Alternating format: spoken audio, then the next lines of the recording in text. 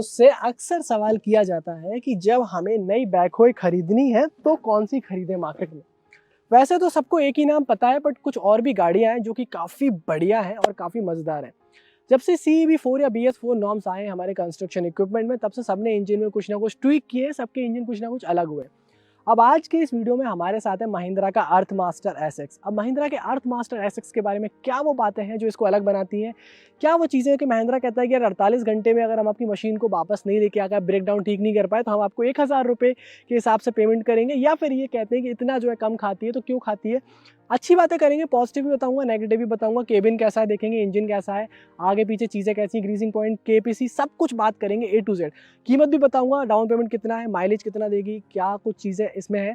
हम इसको लेके चलेंगे ट्रांचिंग ग्राउंड पे ही है तो चला के दिखाऊंगा, मैं खुद चला के आपको ऑपरेट करके दिखाऊंगा कि कैसी क्या चलती है, क्या सारी चीज़ें। तो A to Z अगर आपके मन में ज़रा भी एक बैकहो लेने का प्लान है तो ये वीडियो आपके लिए है। आपको बिल्कुल भी इन्फॉर्मेशन चाहिए, थोड़ी बहुत इन्फॉर्मेशन भी चाहिए, तो आपके लिए ये वीडियो बहुत सारी इन्फॉर्मेशन मिलने वाली। तो बने रहिएगा वीडियो में आखिर तक, आपको सारी की सारी इन्फॉर्मेशन देने वाला हूँ। और अगर आप चैनल पे पहली बार आ रहे हो, आपने अब तक चैनल को सब्सक्राइब नहीं किया है तो कर सकते हो, फ्री है आपके लिए। वीडियो पसंद आ रहा है लाइक कर सकते हो, वीडियो को शेयर कर सकते हो अपने दोस्तों के साथ व्हाट्सएप स्टेटस वगैरह पे। चलिए हम शुरू करते हैं इसके फ्रंट से और जानते हैं इसके बारे में A to Z चीज़। दोस्तों, जब आगे के लोडर की अगर हम बात करें महिंद्रा अर्थमास्टर के अंदर, तो 1.1 क्यूबिक मीटर का आता है। काफ़ी बढ़िया एक स्टैंडर्ड इंडस्ट्री की कैपेसिटी है। 8 टीथ इसके अंदर लगे, 8 दांत इसके अंदर लगे होते हैं। इसके अलावा और भी हैवी अगर आपको करवाना है, ज़रूरत है तो मेरे ख्याल से ज़रूरत नहीं पड़ेगी, क्योंकि यहाँ देखोगे आप तो ये रीइंफोर्समेंट है, प्लेट्स वगैरह आती हैं। दूसरी बात, इसका जो स्कूप है वो ज़्यादा का है। अगर हाँ कोई बकेट आपको टाइप, कोई लोडर का टाइप अलग लगाना है तो आप इसको चेंज कर सकते हो, बाकी मेरे हिसाब से ज़रूरत नहीं है। दूसरी चीज़ इसमें ये आती है कि जब ये यहाँ से जो आपके पिंस वगैरह लगाए हैं ये बहुत बढ़िया लगाए हैं। इसमें 2 पंप का यूज़ करते हैं, एक सिंगल पंप वगैरह अब इसमें कोई वैसा नहीं है। इससे क्या होता है, स्टेबिलिटी बहुत बढ़िया बनती है। दूसरी बात, जब हम इसको डंप करते हैं तो दोनों तरफ से इक्वल डंप होता है, और जब ये चीज़ों को टीयर आउट करता है तो पीछे की तरफ जो जर्क आता है वो ये दोनों पंप आसानी से झेल के कन्वर्ट कर लेते हैं। जहाँ फ्रेम पे ये वेल्ड किया गया है वो बहुत ही बढ़िया आपको लगेगा। क्यों लगेगा? क्योंकि तो यहाँ पे आपको रीइंफोर्समेंट दिखेगा। ये इंडस्ट्री स्टैंडर्ड वाली वेल्डिंग है जो सब लोग यूज़ करते हैं। दूसरी चीज़ आप देखोगे यहाँ पे जो अंदर की तरफ सब कुछ अंदर है, बाहर कुछ भी नहीं है जिससे कि प्रॉब्लम आए। और दूसरी बात, ग्रीसिंग वगैरह इनमें बहुत ही अच्छे तरीके से हो जाती है। ये देखो प्लेट्स वगैरह में जहाँ जहाँ इनको रीइंफोर्समेंट का जरूरत लगता है वहाँ रीइंफोर्समेंट है। और अगर आप फ्रंट से देखने की कोशिश करोगे कि तो पूरे के पूरे जो स्ट्रक्चर पे सपोर्ट है वो बहुत ही सॉलिड और रोबस्ट दिया गया है। ये कमाल की चीज़ है। महिंद्रा का लोगो मिलता है और ये पूरा का पूरा ग्रिल है ताकि आप यहाँ पे अंदर रेडिएटर में हवा जा सके। इसका रेडिएटर पहले से बड़ा हुआ है ताकि गाड़ी जो है वो ठंडी रहे, इंजन जो है वो कंपैरेटिवली ठंडा रहे पहले से। और अगर हम पीछे से बात करें तो ये आपको जो पैरेललोग्राम दिखेगा, ये वाला जो स्ट्रक्चर दिखेगा, ये बहुत ही बढ़िया मोमेंट में काम आता है। जब ये आगे पीछे आता है इस वाले हाइड्रोलिक पंप के मोमेंट से, तो बहुत ही बढ़िया सिमेट्री बनती है और फोर्स बहुत अच्छा आता है। जैसे आपको अगर लोडर को तुरंत ही डंप नहीं करना, थोड़ी आपको मार्च भी करनी है लोडर को लेकर, तो गाड़ी स्टेबल रहती है। वो जो एक झूला होता है जिससे कि कई बार हमारे लोडर से सामान नीचे गिरता है, मटेरियल नीचे गिरता है, वो नहीं गिरेगा इस मशीन के अंदर। यहाँ पे जो आपको टायर्स मिलते हैं वो 9-16 के टायर्स मिलते हैं। और अगर इसमें 4 व्हील ड्राइव आप ले रहे हैं तो 4 व्हील ड्राइव ऑप्शनल है, एक्सपोर्ट करती है कंपनी, बट अगर आप चाहेंगे तो ऑन रिक्वेस्ट आपको 4 व्हील ड्राइव मॉडल मिल जाएगा। उसमें आपको टायर साइज अलग आएगा। उसके अलावा अगर यहाँ पे भी देखेंगे जिस हिसाब से इसमें अटैचमेंट्स हैं वो कमाल के लगे गए हैं। SX का एक स्टिकर यहाँ पे आता है, एक SX होता है, एक VX होता है। हम समझेंगे थोड़ा वीडियो में जब आगे जाएंगे कि SX और VX का क्या फंडा है। स्टीयरिंग जो है वो काफ़ी कैपेबल स्टीयरिंग और बहुत ही बढ़िया तरीके से ये काम करता है। अगर हम फ्रंट एक्सल की भी बात करें तो ये काफ़ी अच्छे से पूरी गाड़ी का वेट लेता है, मैनेज कर पाता है, और काफ़ी हैवी एक्सल महिंद्रा ने इसके अंदर दिया हुआ है। पीछे वाला जो एक्सल है उसके बारे में बात करेंगे, वो भी कैरेरो कंपनी का आता है। यहाँ पे आपको डीजल टैंक मिलेगा, 140 लीटर का ये डीजल टैंक है, बहुत बड़ा डीजल टैंक है। मतलब आपको काफ़ी टाइम तक चल जाएगा। अगर आप एक साइड पे पूरी बार एक डीजल फिल कर रहे हो तो कोई प्रॉब्लम नहीं है। दूसरी बात, इसमें यहाँ महिंद्रा के टेलीमेटिक्स आते हैं। अब महिंद्रा के टेलीमेटिक्स आने से फ़ायदा ये होता है कि कब इसमें कितना डीजल भर रहा है और किस लोकेशन पे भर रहा है, कितने लोग किस लोकेशन पे ये खाली हो रहा है। अगर इसमें 5 लीटर से ज़्यादा एक साथ डाउन होता है, कोई चोरी होती है, तो वो भी आपको IMEX टेक्नोलॉजी के थ्रू पता चल जाता है। डीजल को अब यहाँ से डीजल कैप पे लॉक दिया हुआ है, तो डीजल सिंगल की ऑपरेशन है पूरी गाड़ी का, अलग अलग चाबियाँ नहीं है। दूसरी बात, यहाँ से आप इसको चेक कर सकते हो डीजल वगैरह यहाँ से पूरा की चाबी वगैरह के थ्रू। काफ़ी बड़ा एक डीजल टैंक है। दूसरी बात, डीजल टैंक पे जो फुट स्टेप्स दिए, और ये देखो क्लीन करने में काफ़ी आसान होगा। काफ़ी बढ़िया इसका डिज़ाइन महिंद्रा ने ओवरऑल किया हुआ है। हैवी ड्यूटी एग्रीगेट्स है।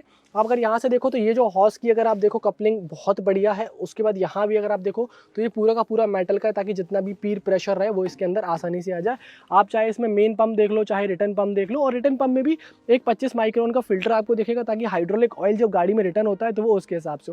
और अगर हम केबिन के बारे में बात करते हैं तो फ्रंट में देखो यहाँ पे 2 लाइट्स हेडलैम्प्स हैं, और इसके बारे में एक बहुत ही बढ़िया चीज़ है कि इसका एयर फिल्टर जो है अंदर दिया है, तो विजिबिलिटी में कोई दिक्कत नहीं आती। जब मैं केबिन में बैठ के चलाऊंगा, जब मैंने गाड़ी ऑपरेट करी थी तब उसके बारे में बताऊंगा, तो वो चीज़ें। बाकी दोनों तरफ ऊपर आपको हैलोजन हेडलैम्प्स मिलते हैं, देखने में कोई दिक्कत नहीं होती। वाइपर पे भी डबल सपोर्ट है और वाइपर बहुत बड़ा है, जो हमारा पूरा शीशा है उसको बहुत ही बढ़िया साफ वो वाइपर करता है और काफ़ी सहूलियत यहाँ पे ओवरऑल गाड़ी में रहने वाली है। फेंडर्स वगैरह जो है उसके फाइबर के आते हैं, काफ़ी सही है। थोड़ा अगर टच वच हो गया तो बैंड वैंड ये हो जाते हैं और मुझे अच्छे लगते हैं, बजेंगे नहीं, आवाज़ नहीं आएगी इनके अंदर से। दूसरी बात, यहाँ पे आपको 2 तरीके के टायर का ऑप्शन मिलता है। अभी इसमें हैवी ड्यूटी टायर लगा है, 14-25 के इसमें टायर लगे हुए हैं और ये बढ़िया काम करते हैं, मतलब एक हैवी ड्यूटी वर्क के लिए। बाकी इसमें आपको 14-9-28 के टायर का ऑप्शन भी मिल जाता है। एक्सेल पीछे कैरेरो का होता है। एक्सेल के बारे में 3 चीज़ें हैं जो बताता हूँ।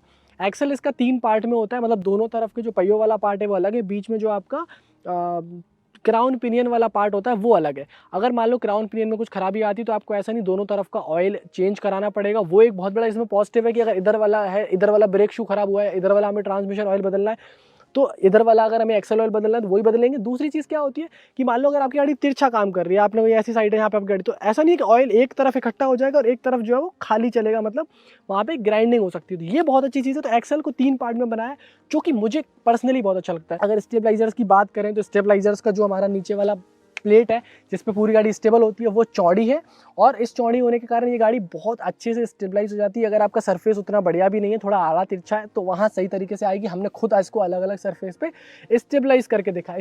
दूसरी बात, जो केपीसी इसका खिसकता है, मतलब अगर मान लो उस तरफ से आपको लीड नज़दीक पड़ रही है, इस तरफ से नज़दीक पड़ रही है, तो आप इस केपीसी के लॉक को अनलॉक करके आराम से इसको खिसका सकते हो। तो क्या होता है कि जब इसका पूरी होए का बैक होए का जब लोड पड़ता है, तो वो लोड क्या है, एक ही पॉइंट पे आना है। वो लोड कहाँ है, वो इस लोड इसके ऊपर है। अगर इसके ऊपर लोड है तो इसको अगर हम पतला रखेंगे या 4 बोल्ट पे रखेंगे तो प्रॉब्लम होती है। तो महिंद्रा ने क्या किया है, एक स्मार्ट मूव किया है कि इसको 12 बोल्ट पे डाला है, 6 बोल्ट ऊपर है, 6 बोल्ट नीचे। इसका फायदा क्या होता है कि जब ये प्रेशर जो है ये लंबे चौड़े एरिया पे होता है, मतलब देखो आप इसको, इसका जो सरफेस एरिया जिस पे कॉन्टैक्ट है वो ज़्यादा है।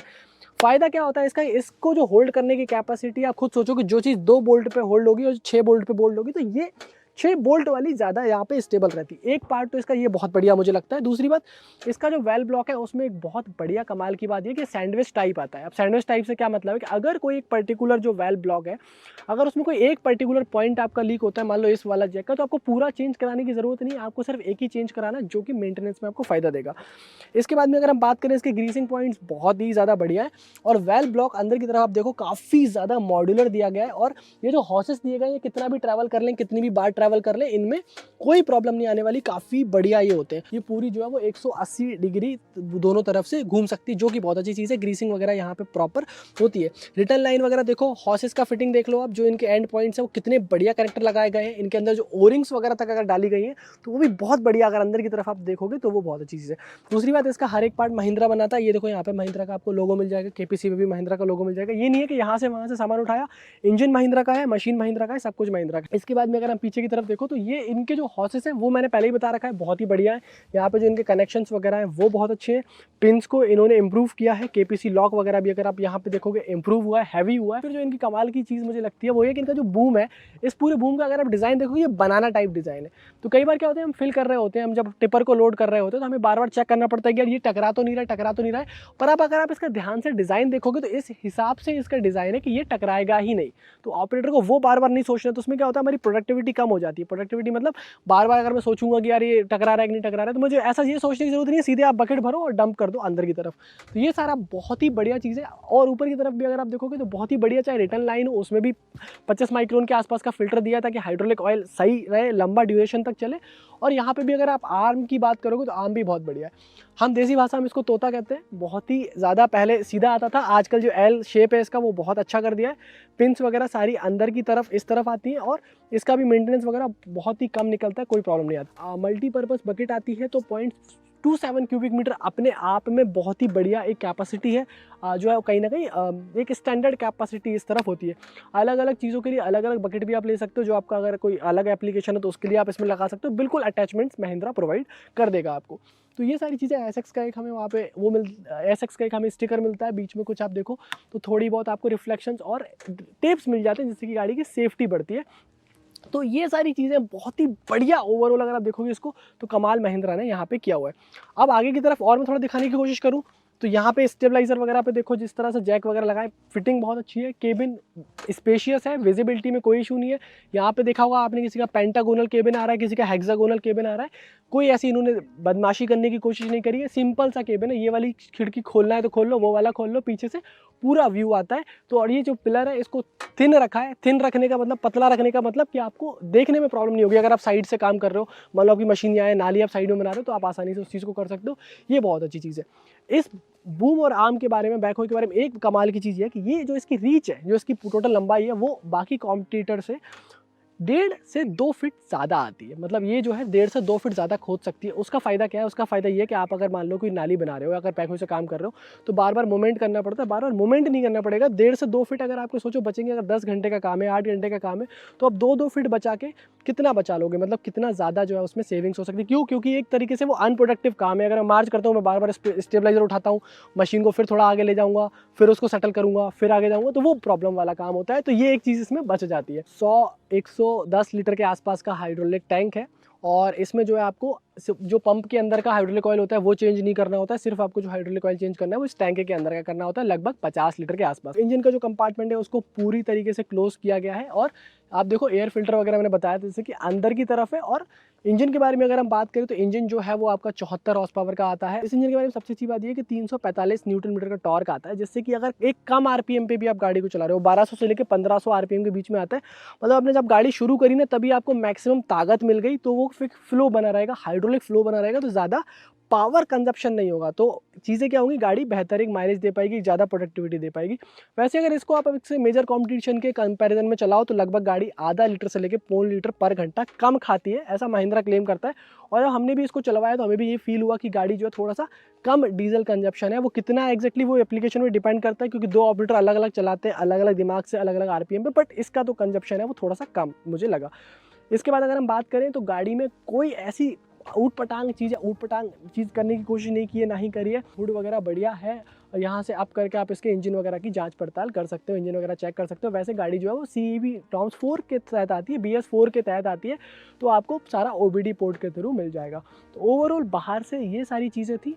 अगर हम बात करें गाड़ी में नीचे की तरफ, दोस्तों यहाँ पे आपको ऑयल सम्प देखने को मिलेगा बीच में। इसके ठीक पीछे ट्रांसमिशन लगा है, सिंक्रो शटल ट्रांसमिशन ये है, और उसके ठीक पीछे अगर देखोगे तो आपको 3 पार्ट में एक्सल दिख जाएगा। छोटा सा ड्राइव शाफ्ट है जो कि गियर बॉक्स और पीछे वाले एक्सल को कनेक्ट करती है, बहुत ही बढ़िया है। और अगर आप फ्रंट एक्सल देखोगे तो सेंटर पिविटेड है, ये वाला बीच में से जो है पूरा एक्सल झूलता है, 16 डिग्री तक इसका ऑक्सीलेशन हो जाता है, जो कि अपने आप में बहुत बढ़िया है। और ये दोनों तरफ से इसी तरह से झूलता है। ओवरऑल नीचे से आपको बहुत ही मिनिमलिस्टिक चीज़ें दिखेंगी। दोस्तों क्या होता है, मशीन में सबसे ज़्यादा ज़रूरी चीज़ें होती हैं, वो होती है ऑपरेटर की सीट और स्टीयरिंग व्हील। अब अगर आप यहाँ महिंद्रा के इस अर्थ मास्टर में देखोगे ना, तो दोनों चीज़ें बहुत बढ़िया, मतलब कंट्रोल्स और सेटिंग। इसके अलावा जो सारे तामझाम होते हैं वो तो सिर्फ बंदे को, कस्टमर को शोरूम तक लाने के लिए होते हैं। बाकी यूज़ कितने होते हैं आपको नहीं पता। जो इसमें मेन यूज़ की चीज़ है वो IMAX है, जो कि इसमें दे रखी है। सबसे पहले हम ऑपरेटर की सीट के बारे में बात करते हैं। अगर सीट के देखोगे आप तो इसको आप ऊपर नीचे कर सकते हो। देखिए अगर जितना आपका हाइट है, जिस हिसाब से आपको हाइट करनी है, आप इसको अपने हिसाब से कर सकते हो। सस्पेंडेड सीट है, तो आप जहाँ भी इसको करोगे वहाँ ये लॉक हो जाती है। उसके बाद में 180 डिग्री रोटेशन ईजिली होता है, काफ़ी बढ़िया फ्री मूवमेंट है, काफ़ी अच्छा सा आप इसमें पैरों से जा सकते हो। तो ये एक चीज़ बहुत ही बढ़िया आगे या पीछे के लिए। और दूसरा इसमें मोमेंट आगे पीछे का है, तो काफ़ी कंफर्टेबल सी सीट है। बैक को भी आप इस यहाँ से एडजस्ट कर सकते हो, जो आपका बैक एंगल है उसके हिसाब से, मतलब सीट कंप्लीटली एडजस्टेबल है। इसके बाद में स्टीयरिंग व्हील छोटा सा है और बहुत ही बढ़िया, एक तरीके से कहेंगे स्टीयरिंग व्हील पकड़ने वगैरह में भी काफ़ी बढ़िया लगता है। बीच में ग्रिप वगैरह दे रखी है, यहाँ पे आपको एक रोटेटिंग नॉब वगैरह दिया हुआ है। इसके बाद अगर हम यहाँ पे बात करें तो ये आपका ट्रांसमिशन है, फॉरवर्ड और रिवर्स मोड यहाँ से सिलेक्ट होते हैं। ये आपका फॉरवर्ड मोड है, ये आपका रिवर्स मोड है, बीच में ये न्यूट्रल होता है। अगर हम बात करें मेन इंस्ट्रूमेंट क्लस्टर की, तो आपको फ्यूल दिख जाएगा, गाड़ी में डीजल कितना है। इसके बाद इंजन का टेम्परेचर यहाँ दिख जाता है, गाड़ी की स्पीड दिखती है यहाँ किलोमीटर पर आवर में दिखती है, और ट्रिप दिख जाती है कि डीजल डालने के बाद अगर आपने इसको रीसेट किया, कितना चला लिया, गाड़ी टोटल कितनी चली हुई है, वो आपको ओडोमीटर किलोमीटर दिखेगी। जैसे 809 किलोमीटर ये गाड़ी टोटल चली है अब तक, और 808 किलोमीटर का टोटल ट्रिप रहा है जब ये रीसेट करी, उसके बाद से किसी ने रीसेट नहीं किया। अंदर इधर न्यूट्रल, मेन हेडलैम्प, लो ट्रांसमिशन ऑयल, लो कूलेंट का टेम्परेचर वगैरह, हाइट कूलेंट टेम्परेचर वगैरह, बैटरी वार्निंग, पार्किंग ब्रेक वगैरह। और ये 4x4 अगर आपका एंगेज्ड है तो 4x4 के लिए जो चीज़ें हैं वो यहाँ पे आपको ओवरऑल चीज़ें दिखती हैं। तो ये है सारी की सारी चीज़ें इसमें कंसोल के अंदर, और काफ़ी बढ़िया ऐसा कंसोल एकदम दिखता है और एक बैकहो के हिसाब से काफ़ी प्रैक्टिकल कंसोल है। ऊपर की तरफ म्यूजिक सिस्टम मिलता है, इसमें आप अपना कार्ड लगा सकते हो, पेन ड्राइव वगैरह लगा सकते हो, ऑक्स केबल कनेक्ट कर सकते हो, ब्लूटूथ वगैरह इसमें चलता है, मतलब मोबाइल पे बात वगैरह भी आपकी इससे हो जाएगी। काफ़ी ठीक सा सिस्टम है, बढ़िया साउंड करता है। स्पीकर इसके प्लेसमेंट यहाँ साइड में दोनों तरफ किए गए हैं, जो कि बहुत ही अच्छी चीज़ है। ये एक पीछे की तरफ देखने के लिए मिरर दिया है, जो कि काफ़ी अच्छा बढ़िया ठीक ठाक वाइड है, और आगे से भी आपको दिखाऊं तो बहुत ही बढ़िया विजिबिलिटी आती है। यहाँ पे एयर फिल्टर जो आता है और इसका कंपटीशन वाली गाड़ियों में वो हटा दिया है, जो देखने में आपको काफ़ी मदद करता है। जब मैंने आपको गाड़ी समझाई थी तब भी बताया था वो चीज़ को। और अगर आप यहाँ पे देखो तो 4 स्पीड के गियर बॉक्स आते हैं, और ऐसा नहीं है कि ये जो गियर लेवल है बहुत दूर हो, मतलब 1 किलोमीटर दूर हो, ये आपके हाथ के रीच में, जो कि मुझे बहुत अच्छी चीज़ लगती है, क्योंकि कई बार हम लोग चौथे से दूसरे में डायरेक्ट आने की कोशिश करते हैं। इसके अलावा ये जो है आपका लोडर का कंट्रोल होता है, ये लोडर को अप और डाउन करने के लिए होता है, लोडर को ओपन एंड क्लोज के लिए यही होता है। ये आपका मेन चाबी मिलती है, यहाँ से आप इग्निशन ऑन और ऑफ कर सकते हो। इसके बाद यहाँ पे आपको आरपीएम दिखता है इंजन का, और ये आरपीएम बहुत ज़रूरी है, क्योंकि आप कितने आरपीएम पे काम कर रहे हो, आपको 1500-1700 आरपीएम पे काम करोगे सबसे ज़्यादा प्रोडक्टिविटी मिलेगी। उसके बाद ये आपका पीछे की लाइट्स के लिए है, केपीसी लॉक के लिए, हज़ार्ड लैंप के लिए जब गाड़ी आपकी साइड वाइड में खड़ी है और आपको स्पॉट कराना है वो। बाकी यहाँ पे एक 12 वोल्ट का चार्जिंग सॉकेट मिलता है, जो कि हम एक चार्जर लगा के ऑलरेडी 2 मोबाइल को एक साथ चार्ज कर रहे हैं। गाड़ी में यहाँ बॉटल होल्डर आता है, जो कि बहुत अच्छी चीज़ मुझे लगती है। ये पार्किंग ब्रेक वगैरह है, थोड़ा बहुत सामान रखने की जगह यहाँ मिलती है, थोड़ा बहुत सामान रखने की जगह यहाँ मिलती है, और ये आपको मैनुअल थ्रॉटल मिलता है, जो कि अच्छी चीज़ है। दोस्तों ये जो है आपके कंट्रोल्स आते हैं, इसमें पूरे के पूरे 8 के 8 आपके कंट्रोल होते हैं। स्टेबलाइजर के कंट्रोल नीचे की तरफ होते हैं। स्टेबलाइजर के कंट्रोल आपको ऐसा लगता है थोड़े से शॉर्ट है, बट आपको थोड़ा सा टाइम चलाओगे तो आदत पड़ जाएगी, काफ़ी बढ़िया है। ये जो है आपका बकेट के लिए होता है और आर्म के लिए होता है। आर्म को अंदर बाहर करना है, बकेट को अंदर बाहर करना है, ये वाला होता है। बूम के लिए ये वाला कंट्रोल होता है, और अगर इसको मूवमेंट कराना है, स्विंग कराना है, तो ये स्विंग के लिए भी यही काम करता है। तो स्विंग और बूम के लिए। बाकी अगर मैं सही बात बताऊँ तो इनका एक VX मॉडल आता है, जिसमें जॉयस्टिक टाइप आते हैं। अगर आपका डेली बहुत ज़्यादा काम है और आपको बहुत ज़्यादा प्रोडक्टिविटी लेनी है, तो आप VX वाला मॉडल लो। SX वाले मॉडल तो उसमें जॉयस्टिक जो है दोनों के दोनों यहाँ आते हैं, एक्सकावेटर टाइप के आते हैं, तो उससे बहुत ही ज़्यादा ज़रूरी। ये एक्चुअली मैनुअल होते हैं, इसमें थोड़ा सा पावर है यहाँ पे, मतलब थोड़ा सा हमें फील होता है हाथ पे, बट अगर हम यहाँ की बात करें जो जॉयस्टिक्स आते हैं बहुत ही स्मूथ होते हैं। दूसरी बात, इस गाड़ी में कमाल की चीज़ है, लोग कहते हैं केबिन ऐसा है वैसा है। देखो भाई, केबिन को इस हिसाब से बनाए कि ऑपरेटर को सबसे ज़्यादा दिख सके, और वो रात को नाली खोद रहा है, कोई भी काम कर रहा है तो अच्छे से कर सके।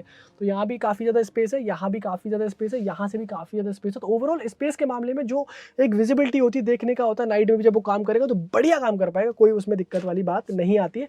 हालांकि इनके पास फिलहाल अभी तक कोई AC मॉडल नहीं है, इसमें कोई AC मॉडल इनके पास नहीं आता। दूसरी बात, इसमें बैठने की जगह नहीं है, मतलब आप कहीं ऑपरेटर ऐसे थोड़ी बहुत जगह यहाँ पे दे रखी है वो है बस, बाकी कुछ ऐसा प्रॉपर डेजिग्नेटेड बेंच वगैरह नहीं है। और टूल बॉक्स की बात करूँ तो टूल बॉक्स यहाँ आता है, इसको जो है खोलना पड़ता है, अंदर से खुलता है, तो यहाँ पे आप अपने टूल पाने वगैरह रख सकते हो।